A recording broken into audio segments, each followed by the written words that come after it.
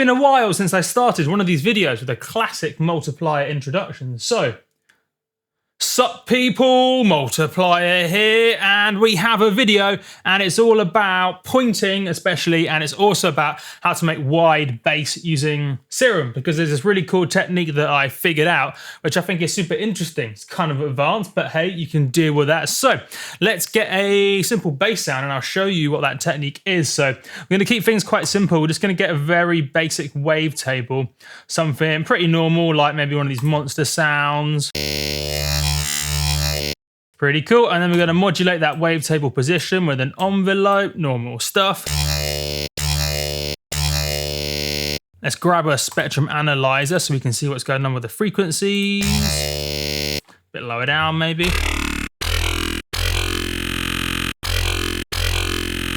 Let's play this particular note here. And let's try a different sound.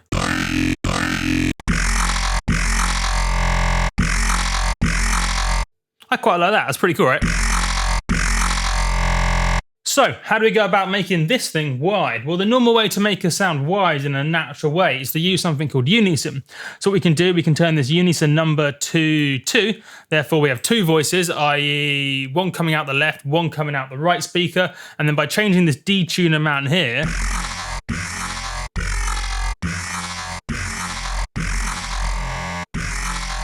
we can determine how detuned each voice is relative to each other. Got a squeaky chair happening right now. So at the moment we have one voice coming out this side, one voice coming out this side, slightly detuned so it sounds wide. Which is cool. The problem with that though is what it's doing is that sub bass, that fundamental note. If we have a look in the spectrum analyzer, it'd be this one down here.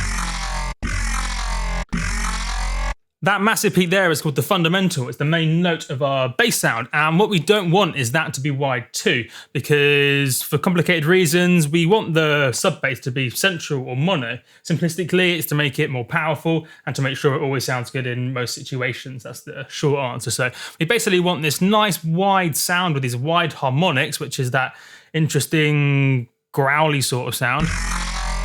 We want that sound wide, but we want that fundamental note, that bass sound, that sub bass in the center. And there's a cool trick we can use. I've got a really squeaky chair. A cool trick we can use to do that, which is something that I've only ever seen done in Serum. It's super cool. Something that I stumbled across. So how does it work? Well, basically what we can do is we can actually remove the fundamental note from this wavetable. So at the moment, the fundamental, let's take a good look because this is important. So that peak there. We can remove that fundamental entirely from this wavetable. So what we can do, we can hop into the wavetable editor with this little button here, and then go to process, which will process the entire wavetable, which is the 256 subtables. And then we will do remove fundamental, which is somewhere. Remove fundamental. Cool. And now, if we have a look down at the spectrum analyzer, we have all the same harmonics, but that fundamental peak is gone. And remember, the way that a sound works is the fundamental is basically the, I don't know what the right word, it's the fundamental, it's like the main thing that makes the note a note. So if your note is E2, then the fundamental will be at E2. And all these other things above that are the harmonics. They give it the character. They give your bass its identity, basically.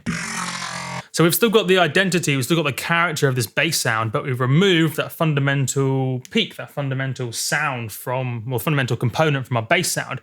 So what we could do now is put that fundamental back in, but put it in the center, because right now our harmonics are wide. If we put the fundamental back in the center, then we'll keep that sub bass in the center nice and mono, but have everything else that doesn't need to be mono nice and wide. Pretty cool, right? And then how we add it in is up to us. So we can either add it in with the sub oscillator here, nice and simple. Or if we want a bit more control over it, maybe if we had some sort of pitch envelope on oscillator A, we might have to add that fundamental note back in with oscillator B. Because remember, we can, I mean, basically the sub note, the sub bass, that sub fundamental thing is only a simple sine wave. So if we go to basic shapes, then this simple sine wave is exactly the same as if we just used a sub oscillator. But the nice thing with this is if we had some sort of, I don't know, maybe a pitch envelope on the pitch from oscillator A, we could then match that pitch envelope on oscillator B for the sub bass, so it all matched up. So sometimes it gives you a bit more control if you do it this way instead of using the sub oscillator.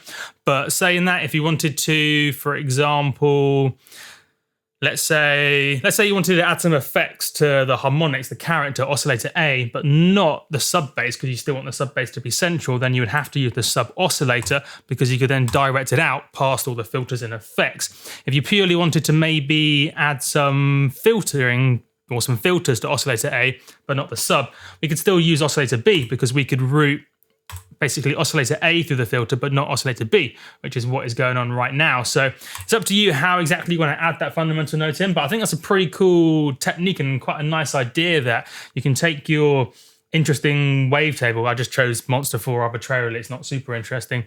You can make it wide with Unison and then remove the fundamental, remove that sub bass component, and then put it back in mono, and then process the whole thing as one nice sound inside of one preset. And it all just keeps it working really nicely without having to layer up a whole separate oscillator. Or, I mean, what sometimes people do is they may take their normal wavetable thing with that sub bass that's all been made too wide, and they'll try and use something like a high pass filter to cut out that fundamental. But if you can precisely chop out that fundamental with using that technique with the wavetable, I just think it's a really nice thing you can do. So yeah.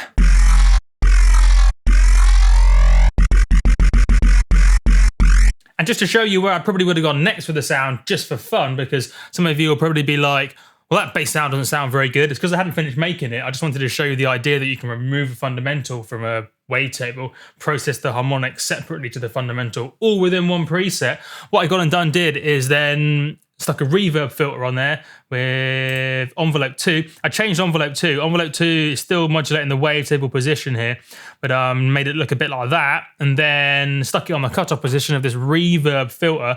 I made sure that the harmonics, i.e. oscillator A, is going through the filter, but not oscillator B, which isn't, we can see down here. And then I also added a bit of noise, this air can vibe, with a little bit of envelope 2 on the pitch.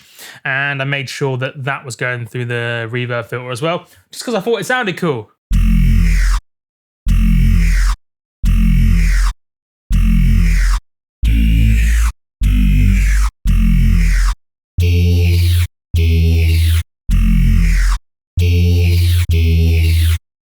Pretty cool.